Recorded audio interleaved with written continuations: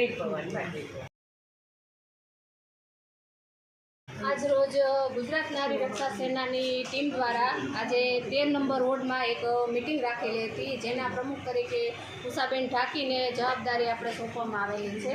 તો આ ગુજરાત નારી રક્ષા સેનાની જે આપણી ટીમ છે, જે જામનગરના ખૂણે ખૂણે અત્યારે પ્રસરી રહી છે, તો આજની આ મિટિંગમાં બહેનોને જાગૃતિ લાવવા માટે બધા બહેનોને માર્ગદર્શન આપેલું છે કે બહેનોને કોઈ પણ દીકરીને કે ક્યાંય પણ કાંઈ હેલ્પની જરૂર હોય તો અમારી નારી રક્ષા સેનાની ટીમ છે તે જામનગરમાં તત્પર ઊભી રહેશે અને હરેક બેન દીકરીની રક્ષા માટે તત્પર ઊભી રહેશે. જય ભવાની.